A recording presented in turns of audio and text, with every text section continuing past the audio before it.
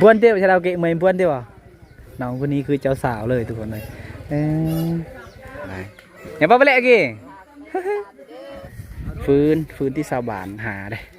ตามเบิ้งนี่คือเจ้าแบ่งเป็นกุ้มอาจจะแบ่งเป็นกุ้มเป็นอย่างนะอันนี้คือรถเครื่องเสียงอันนี้คือเครื่องปั่นไฟจัดแล้วสาวมอมพาเฮ็ดเห็นนะเยอะเลยให้ร่วมโตเยอะชวนผู้สาวกินข้าวทำกันทุกคนเลยเอาเลยจ้าเลยอันนี้อลิน้องๆเพิ่นกำลังสูบน้ำในยามกลางคืนน้องพอเนี่ยแหละแต่กันเนาะ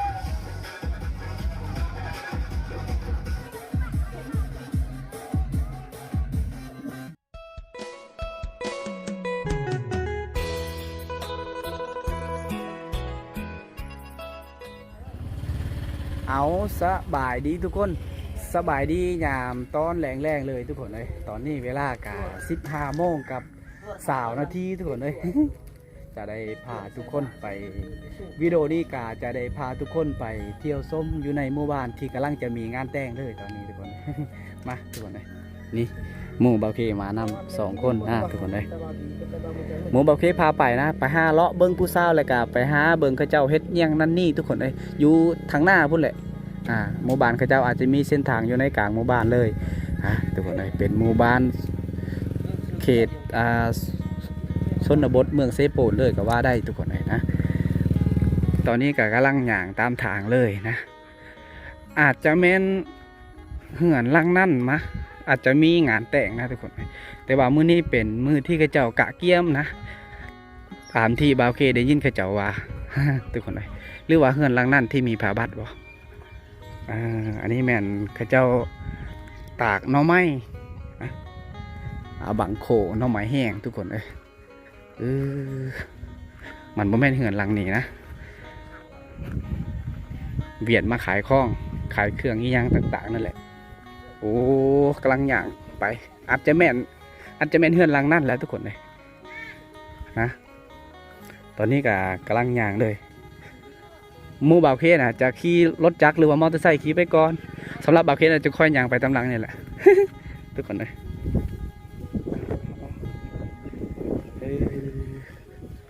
กับเส้นทางกับแบบนี้แหละง่ายอยู่ก็จะอัดเลยอันนี้นี่แหละบ่อนเฮือนที่กำลังจะมีงานแต่ง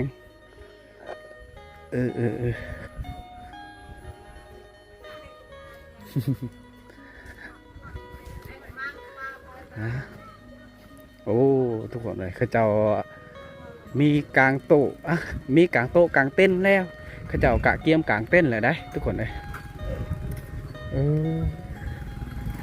นี่คือเขื่อนหลังนี้แหละที่กำลังจะมีงานแต่งนะและคือตอนนี้ล่ะข้าเจ้ากำลัง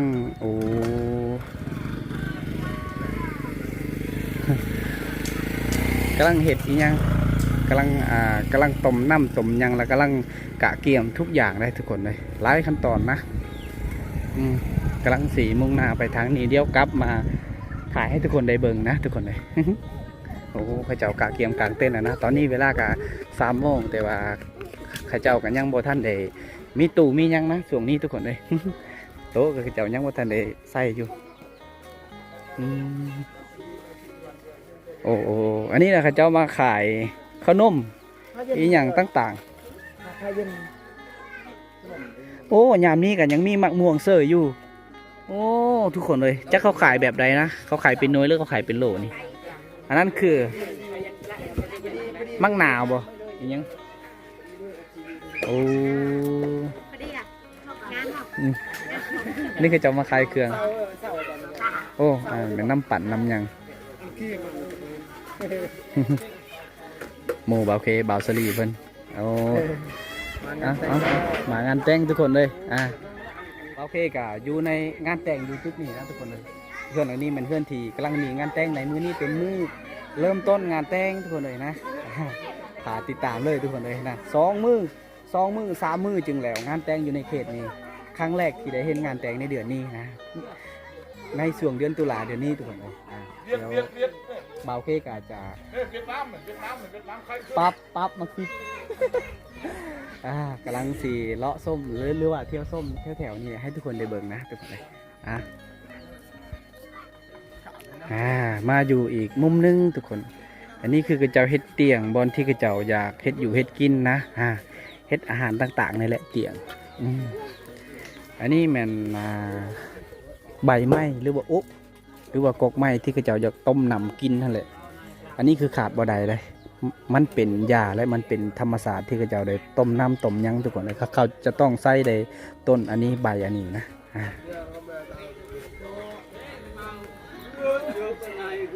ส่วนทางพูนแมงกระเจ้ากำลังต้มน้ำหรือว่าต้มอาหารต่างๆไม่ว่าสิเป็นหมูและก็ไก่ที่ขาดบ่ได้นะหีดของกระเจ้าทุกคนเลยอันนี้แมนฟื้นที่ชาวบ้านหาได้ตามเบิ้งนี่กระเจ้าแบ่งเป็นกลุ่มอาจจะแบ่งเป็นกลุ่มเป็นอย่างนะนี่อาจจะกระเจ้ากะเกี่ยมเกือบทุกหลังคาเลยได้หาได้นี่นี่แม่กระเจ้าบอลเฮ็ดอาหารเลยจุดนั้นทุกคนเลยชอบกโมแล้วชะดาวเด็ดนะชอบกโมชะดาวเลยยี่กโมปวนเลย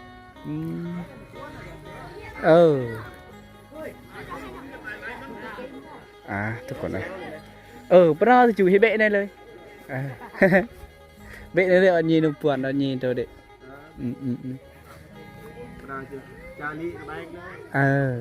เต่าละถ่ายรูปเท่านี้ทุกคนเลย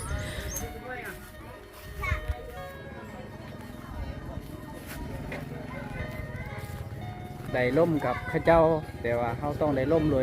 โดยภาษาของเขาเองนะทุกคนเลยได้ว่าโดยภาษาของเขาเอง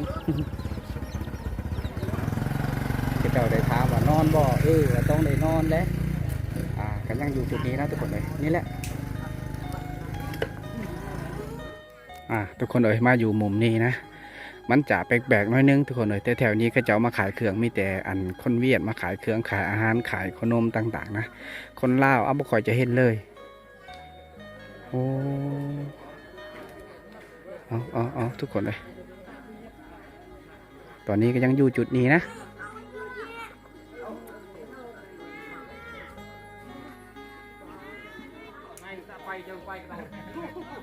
ตอนนี้ข้าเจ้ากำลังป่งหม้อหรือว่ากำลังป่งอาหารที่ข้าเจ้าต้มไว้แล้วข้าเจ้ามาเฮ็ดอยู่เฮ็ดกินนี่แหละทุกคนเลยหลักๆก็คือหมูนั่นแหละที่ขาดบ่ได้หมูและไก่ทุกคนเลยตอนนี้ข้าเจ้ากำลังป่งจากหม้อนะมาเฮ็ดกินเลยหรือว่าตอนรับแขกตอนรับหยังนี่แหละ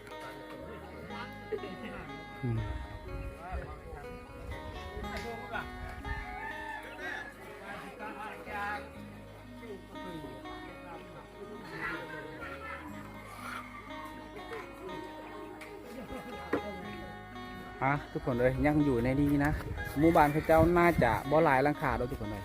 อาจจะแม่นประมาณ30-40หลังคาเพื่อนนะแต่ว่าตอนนี้ใครเคยกันยังบ่ทันได้มาคนกันยังบ่หลายทุกคนนะแต่ว่าข้าเจ้ากันยังบ่ทันได้ตะเตรียมแต่ว่าอาจจะงัวควายนะเราบ่ค่อยจะเห็นยังบ่เห็นเลยแถวนี้แต่ว่าข้าเจ้ากางเต้นไว้แล้วเบาเคยได้ยินข้าเจ้าว่าในช่วงอีกยัง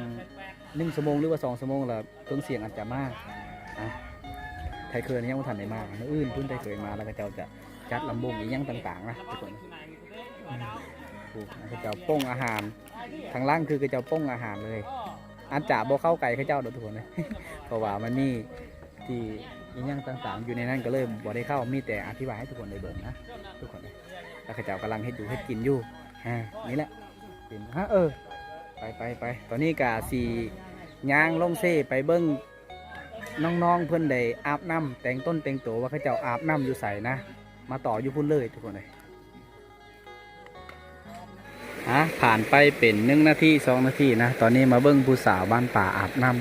ำทุกคนเลยนี่แหละเขาเจ้าได้ลงอาบน้ำอยู่จุดนี้นะเป็นกลุ่มเลยทุกคนเลยขโมย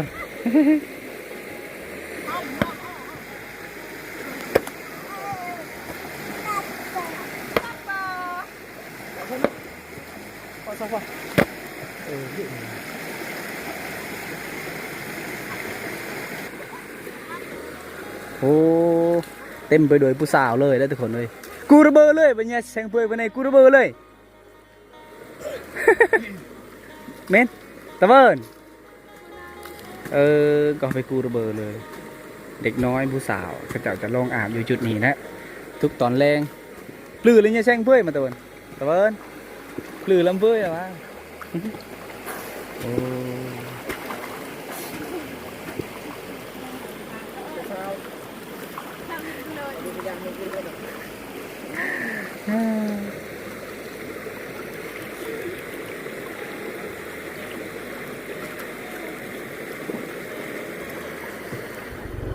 ฮะทุกคนเลยได้เบิ้งผู้สาวน้อยอาบน้ำแป๊บนึงเบิ้งบ่หลายดอกตอนนี้เขาเจ้าก็กำลังอาบอยู่ตอนนี้กำลังสี่เข้าหมู่บ้านนะห่างจากหมู่บ้านเขาเจ้านี่ก็ประมาณร้อยเมตรบ่แม่นเลย100 เมตรที่เขาเจ้าลงมาจากหมู่บ้านลงอาบน้ำห้วยตัวนี้ทุกคนเลยตอนนี้กำลังสี่มุ่งหน้าเข้าสู่จุดกำลังกะเกียมงานแต่งตอนนี้หมู่บ้านเขาเจ้าในตรงนี้มาวิดีโอนี้เบาเคกาจะได้ถ่ายให้ทุกคนได้เบิ้งแบบยาวๆเลยกับการงานแต่งนะเอาทุกคนเลยเข้ามาในงานแต่งคือเก่า จะพาให้ทุกคนได้เบิ้งบรรยากาศตอนแรงคนกันยังบ่ทันลายนะทุกคนแป๊บนึงเมื่อกี้พาทุกคนไปเบิ้งสาวน้อยอาบน้ำในยามตอนแรงคือสาวในหมู่บ้านนี่แหละทุกคนตอนนี้ก็ขึ้นจากน้ำห้วยจุดนั้นมาอยู่ในเฮือนที่มีงานแต่งงานดองนั่นแหละแต่ว่าตอนนี้นะเครื่องเสียงยังบ่ทันได้มาทุกคนเลยถ่ายรุ่นน้ำกันตอนแรงนะทุกคน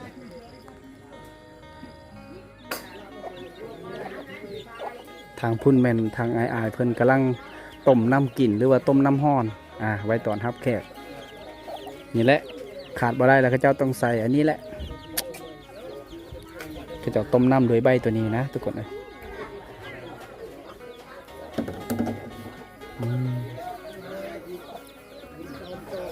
ทางพุ่นกำลังซุ่มพูละจอก2 จอกกินเหล้ากินหยังนะกับแกมมันก็เป็นเรื่องธรรมดาของสาวบ้านถ้าว่ามีงานแต่งก็ต้องมีงานกินเหล้ากินหยังได้ทุกคนเลยคนมันยังบ่ทันหลายนะทุกคนเลยนะน้องเพื่อนมาตักน้ำเลยมาโยกน้ำให้น้องเพื่อนนะทุกคนเลย ปลดหมวกเหรอ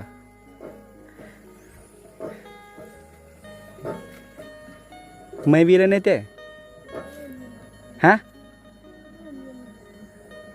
วินเราโอ้แสดงว่าตามอไอเต้ไหมเม่นโอ้น้องเพิ่นกับแขกคือกันนะทุกคน ผู้สาวแขกทุกคนเลยตอนนี้บ้าวเคก็จะโยกนำให้น้องเพิ่นเอานี่ไปไหนมันมุเลยเด้อ เพื่อนว่าสะดาวเก็บบ่ฮะตรังบ้วนแล้วมึงเป็นเจ้าแล้วมึงเป็นน่ะ ต้องดูตาลายากิก็เห็นตามอยที่เบะด้วยเห็นคันน้องระแบงปนอะไรเตอปนเลยเมื่อเป็นเจ้าละเนี่ยเอี้ยนโกลำเพิ่นน้ำเพิ่นเจาะเฟสติป่ะซื้อเลี้ยวมาซื้อไทยฮะมาซื้อเลี้ยวโอ้ลำเพิ่นน้ำเพิ่นเม่นนำเพิ่นตัวหนังสือลาวซื้อเฟซน้องเพิ่นนะทุกคนเลยพอน้องเพิ่นมาตักนำก็จะมาตักนำอยู่ห้องเรียนอยู่นี่แหละเตือนอย่าแซมบ่กลับมาเนี่ยเอา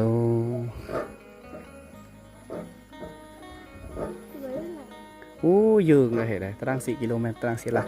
แต่ละตะกี้เด้เจอปะจูได้โยกนำให้น้องเพิ่นเมื่อกี้น้องเพิ่นโคตรอายกล้องเลยทุกคนเลย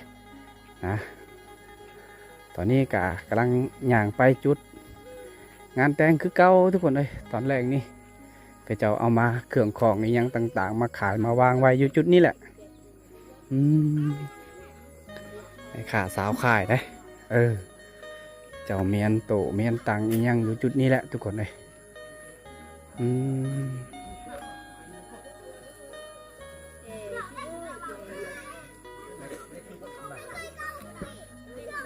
ขนมมียังต่างๆมีหลายสามารถได้เลือกซื้อได้นะ สงสัยคนเตะบานอื่นได้มาขายเลย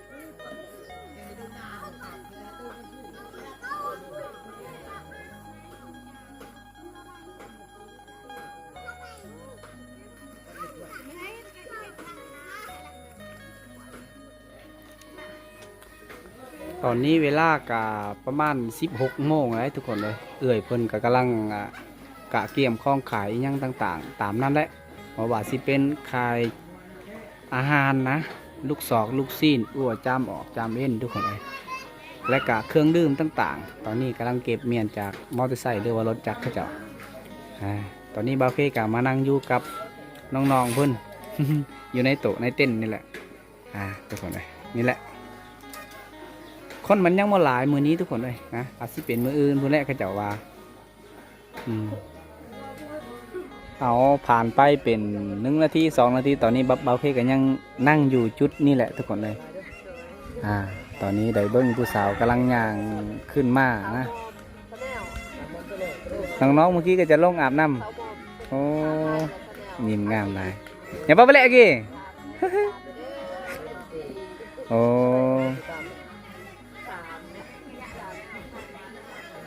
อันนี้คือผู้สาวในหมู่บ้านนะทุกคนพวนบ่ชะดาวเกะพวนบ่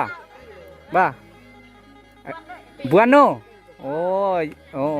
จะทำเขาเจ้าว่าสิพรว่าตอนกลางคืนพรเลยเขาเจ้าว่ามาสิจัด ถ่ายรุ่นนำกันทุกคนในยามกลางคืนนะ จะให้ทุกคนได้เบิ่งแบบยาวๆเลยกับการกลางคืนผู้สาวนะเขาเจ้าจะฝอนจะเต้นละมุนอยู่จุดนั้นแหละในยามกลางคืนทุกคนเลย นะ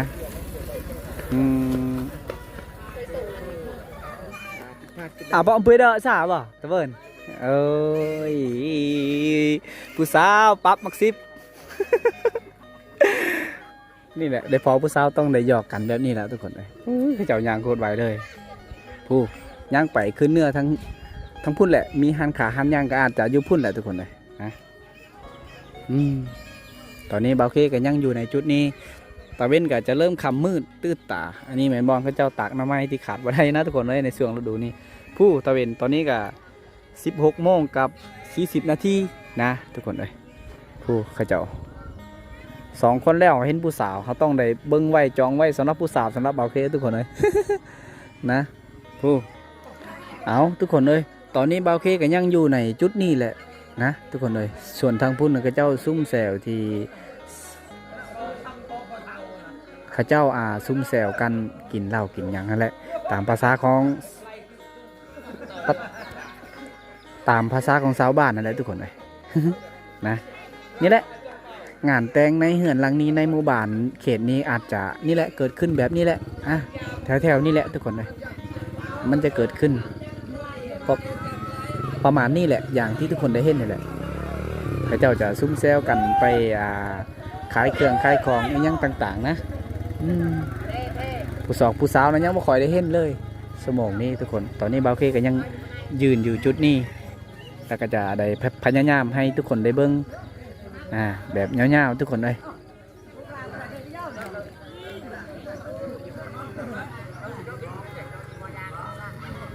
คนมากกันยังบ่ทันได้ลายนะสันนี้แหละ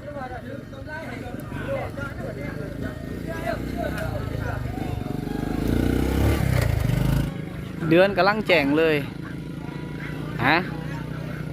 อันนี้คือเครื่องสารลาดแปลนเขาเจ้า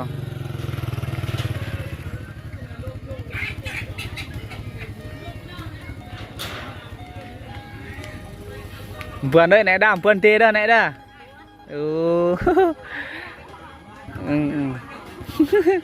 เดี๋ยวหยอกน้องเพื่อนนะว่าพรทำกันเด้อเมื่อคืน ประมาณนั้นเลยทุกคนตอนนี้กำลังย่างเข้าไปจุดนั้นแหละ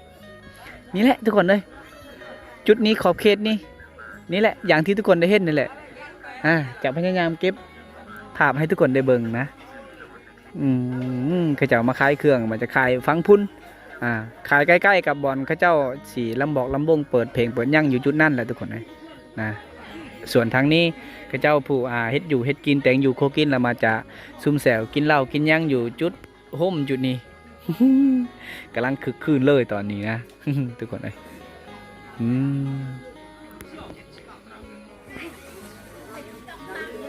ผู้สาวกโมนมาเกี่ยวกับเพื่อนเด้อมินบอกไปเลยเกี่ยวกับเพื่อนเด้อ บ้วนเดียวชาเราเกะเหมือนบ้วนเดียวอ่ะน้องคนนี้คือเจ้าสาวเลยทุกคนเลยเออบ้วนเดียวคือแห้งมากบ้วนเซมงแต่ตูเตอะเซมงแต่ตูเตอะเร่งบอลเปิดตัวนะบ่ทุกคนเลยกำลังอยู่กับน้องๆเพื่อนแบ่งกันกินเลยได้ก็ยี่ยำพวนnày cứตะกอนพวนเลยmà cóยี่có một viên lênพวนxong mang ta đang đang thì cười phuan cứ mangพวนเพลงแล้วแบบตังวายได้เอาตังวายเด้อเพลงเด้อยำพวนเพลงเด้อ rồi là từ thế cười thì cười phuan ไม่ตะเกยเอาชิไปตะเกย thế là hơn cười phuan สิถามน้องๆเพิ่นว่าเว้าเรื่องฟ้อนเรื่องหยังนี่แหละทุกคนเลยน้องเพิ่นว่าบ่เคยฟ้อนบ่เคยอีหยัง นี่แหละ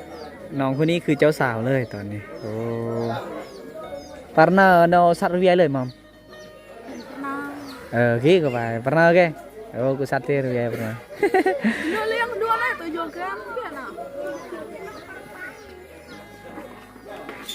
remeh main trau remeh rumah ke Rejak fete, rejak fete. Wow. Nana remeh fete nak. Duk main kereta. Wow. Sui dah. Sui nom dah mana. บ่จื้อซื้อเฟซน้องเพิ่นหลายโพดทุกคนเลยนี่แม่ยีโทรศัพท์แม่มาเปิด โทรศัพท์คือประดงโทรศัพท์เยอะเหตุ โอ้กี่ไป เจาะแล้วกัดสัญญาณเองนะสัญญาณต้องไปบนเจาะประดงเมื่อกี้เลยว่าสัญญาณเบจุดกี่โอ้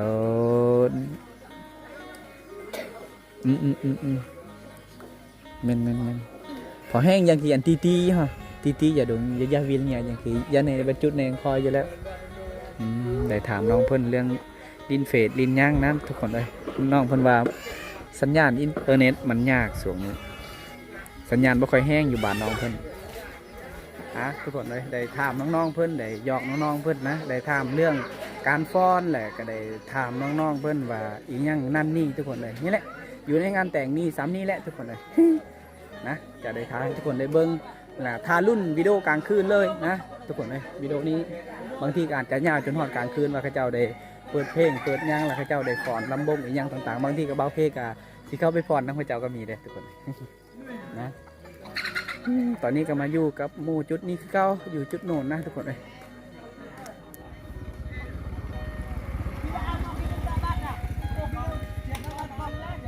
ตอนนี้ก็ยังอยู่ในนี่แหละยังอยู่ในจุดงานแต่งนี่แหละทุกคนเลยผู้สาวกำลังมาเลยน้องหมอมเพิ่นสาวงามอยู่ในหมู่บ้านนี่แหละทุกคนเลยโอ้มื้อนี้แต่งตัวงามแท้ อารมณ์ดีเลยโคตรอารมณ์ดีเลยน้องเพิ่นเอาหาหมู่หาคู่สีลำวงตอนแรงเด้อเขาก็สีจัดได้ตอนแรงนี้ฮะเป็นเขามาปกติเขาจะมาหา3 โมง 4 โมงเขามาแล้วแต่ว่าครับยังกินข้าวอยู่พุ่นนะเขาเจ้าว่านะแม่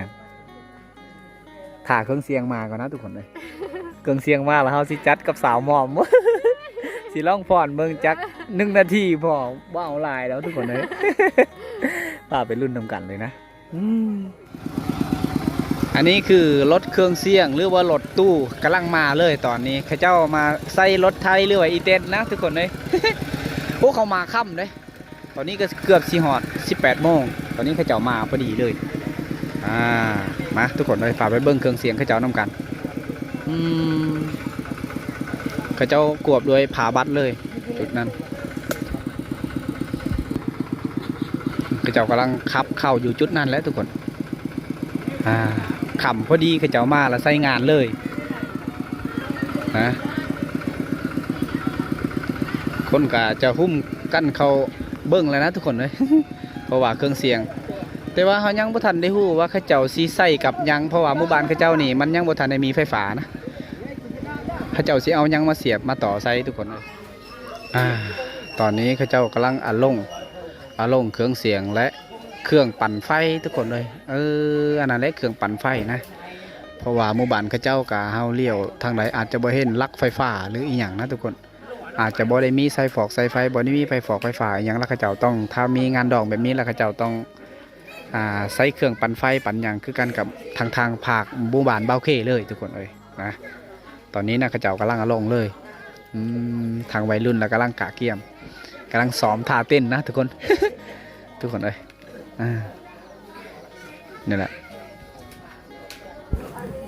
อันนี้คือเครื่องปั่นไฟของเขาเจ้าเครื่องปั่นไฟ เขาเจ้ามาป้องไว้อยู่บนนี้นะแล้วเขาเจ้าเรากะเกียมต่อสายฟอกสายไฟนะทุกคนเลยพอแห้งเพื่อจะได้เปิดเพลงเปิดหนังนะถ่ายรุ่นวิดีโอกลางคืนเขาเจ้าลำบงอีหยังทุกคนเลยถ่ายไปรุ่นนำการกลางคืนพุ่นแหละตอนนี้เขาเจ้ากำลังอารมณ์เครื่องเสียงโอ้อันเป็นพวกขิวพวกหยังไงมี2 หน่วย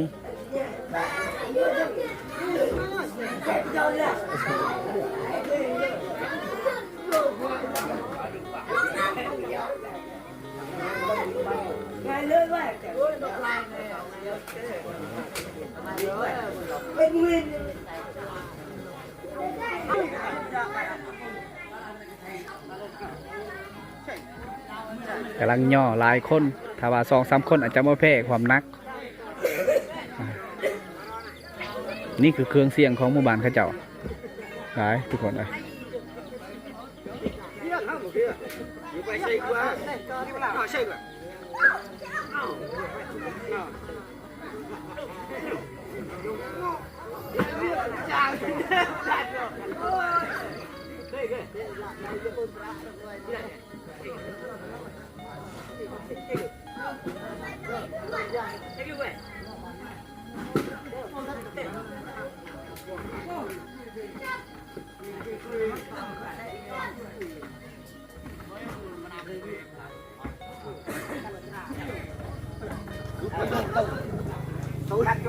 เขาเจ้ากำลังยกเหรียญขึ้นถึงเลยโอ้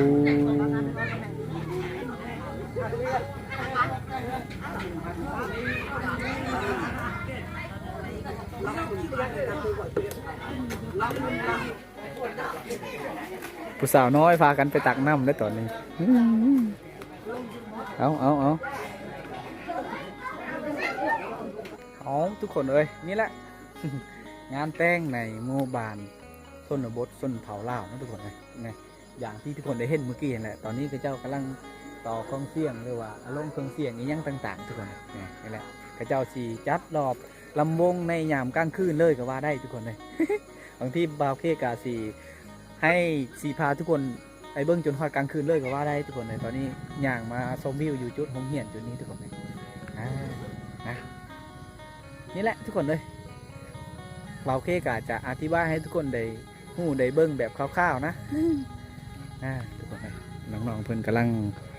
ลังตักน้ำเลย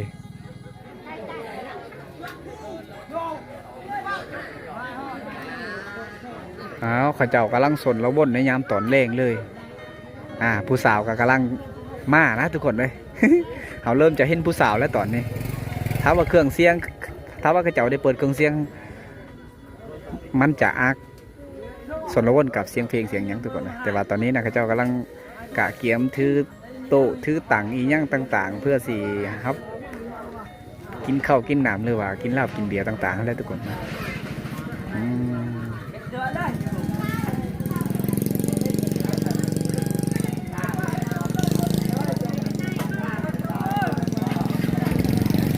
ลังไล่กันเพราะว่า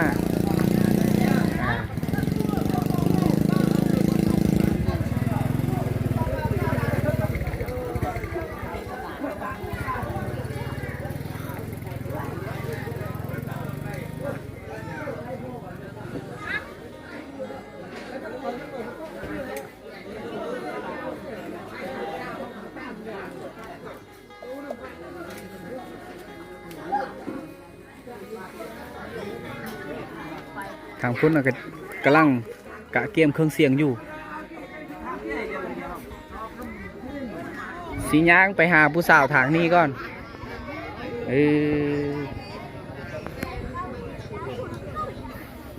บ้วนที่บ่สะดาวแดะบ่บ้วนเลยล่ะโอ้ซองเชียงตูบ้วนเลยจัดแล้วสาวหม่อมพาเฮ็ด โอ้ยี่ยมบ้วนเนี่ยมัน คนเป็นเนื้อ บ้วนเนยบ่นั่งบ้วนเด้อคือตะเกินบ้วนเลยกำลังเกี่ยมสุดบ้วนกี่ตาบ่สุดบ้วนได้บ่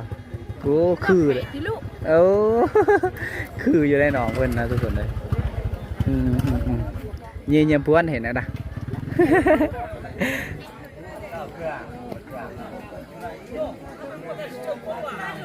คนเริ่มจะหลายเข้าได้ทุกคนเลยตอนนี้นะตอนนี้ก็เกือบ4 ฮอด19 โมง 18 โมงเกือบครึ่งแล้วนะทางพุ่นกะซุ้มแซวกันเสียงดัง เขาเจ้ากินเหล้ากันเริ่มหลายชั่วโมงแต่อันช่วงประมาณ14 โมงเขาเจ้าเริ่มกินเหล้าโอ้ตอนนี้ก็คึกคืนเลยนะมันเป็นอ้าวพอชิบกโมดเด้อ๋ออึกอะยะเลยวันนี้ทุกคนเลยตอนนี้ก็ขำมื่นตื่นตาแล้วนะข้าเจ้าได้เปิดดอกฟอกดอกไฟแต่ว่าข้าเจ้าก็กำลังผสมกำลังต่อเครื่องเสียงกับจักรปั่นไฟแหละข้าเจ้ากำลังต่อตู้ต่อยั้งทุกคนเลยพาไปรุ่นวิดีโอกลางคืนข้าเจ้าได้ฟ้อนได้เต้นทุกคนเลยนะนี่ตอนนี้กำลังคึกคืนซุ่มแซวอยู่ตอนนี้ก็จะขำจะมื่นวิดีโอก็อาร์ตบอสัดบอแจงวันไหนนะทุกคนเลยเยอะเลยให้พร้อมตัวเยอะส่วนผู้สาวกินข้าวต้องกันทุกคนเลยตอนนี้ดอกไฟเขาเจ้ากำลังเปิดดอกไฟแล้วนะ ได้พ่อผู้สาวกินข้าวเนาะเอ้าเลยจ้าเลยไม่เล่นยังไงจ้าเอ้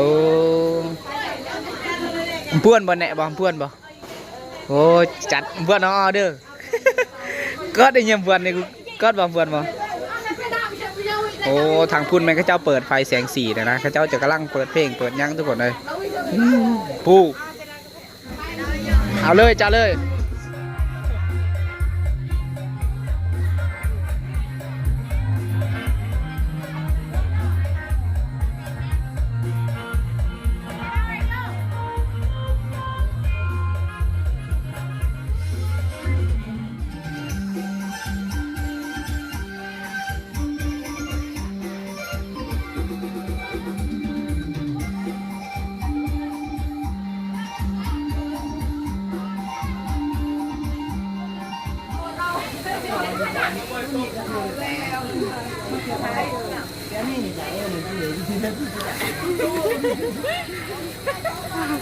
นายก็ได้ช่วย เหมือนหน้าการเดินที่เคยจากันไหนอันนี้อลิน้องเพิ่นยิ้มงามลายทุกคน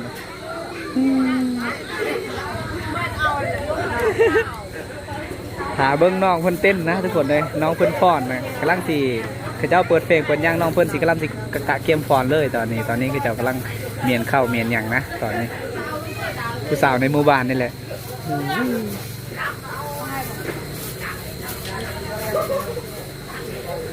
เอาหลังจากที่กินแล้วตอนนี้ก็กำลังเมียนไปแหละป้าไปแหละเก่งไปช่วยแหละอู้คือตัวงวยเด้ออยู่อะไร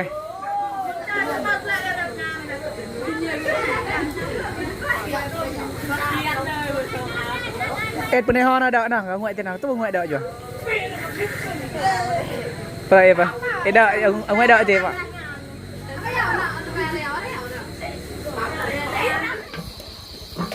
น้องๆเพิ่นกำลังสูบน้ำในยามกลางคืนล้างถ้วยล้างจานที่เขาเจ้าเนาะให้ตะยอนสลบไอ้ปนไหนได้สมัยเว้ยเนาะพอเนี่ยแหละแต่กันเนาะเด็กเนี่ยคุยเรื่องเนี่ยแต่ก็มองให้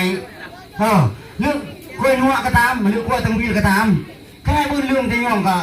แต่งานไหนที่ต้องทำงานไหนนะต้องตาได้สมัยแกตาอยู่ให้ตะแจงเจ้าหน้าที่แกจะไปโอ้ยพอแกในโฮมวิลเตียงเจ้าบงที่ตายคือตาคืออาตองคือ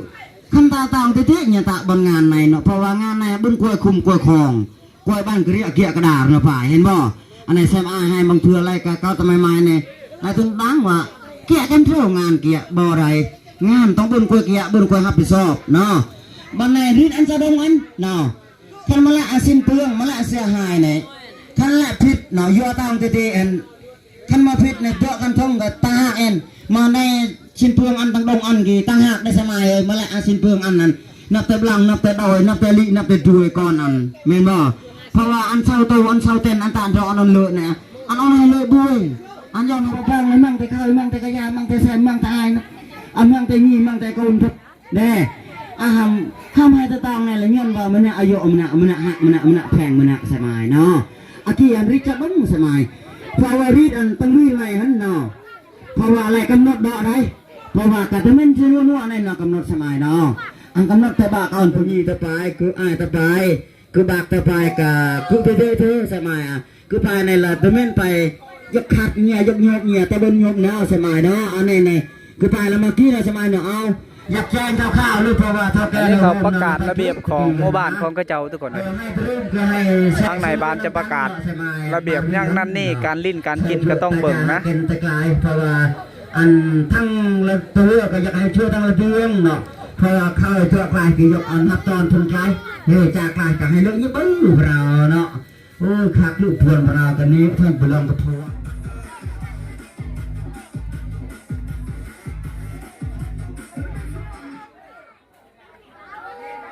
ตอนนี้พระเจ้ากำลังเต้นกำลังฟ้อนกำลังมั่นเลยทุกคนเลยสำหรับสาวๆนะกำลังมั่นเลยตอนนี้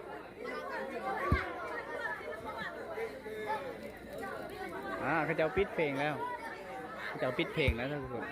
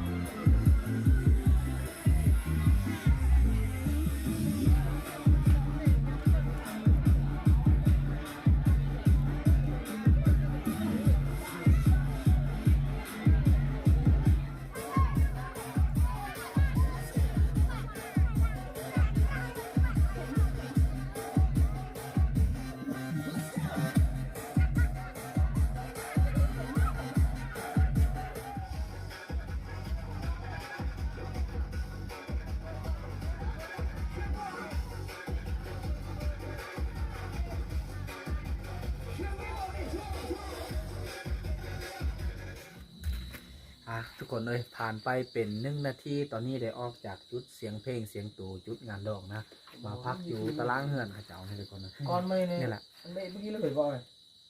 ทุกคนเลยนี่แหละกับการงานแต่งของคนชนเผ่าหรือว่าอยู่ในเขตชนบทนี่เขาจะแต่งงานแบบนี้ทุกคนเลยแต่ว่ามื้อนี้เป็นมื้อเริ่มต้นนะสำหรับมื้ออื่นแล้วก็เจ้าสีผู้ขอต่อแขนอีกอย่างต่างๆทุกคนเลยมื้อนี้เป็นมื้อเริ่มต้นเคยยังไม่ทันได้มามื้อนี้บางทีกับมื้ออื่นมื้อนั้นเคยจังมาถ่ายรุ่นวิดีโอมื้ออื่นทุกคนเลยเจอกันไหมในวิดีโอมื้ออื่นบ๊ายบายทุกคน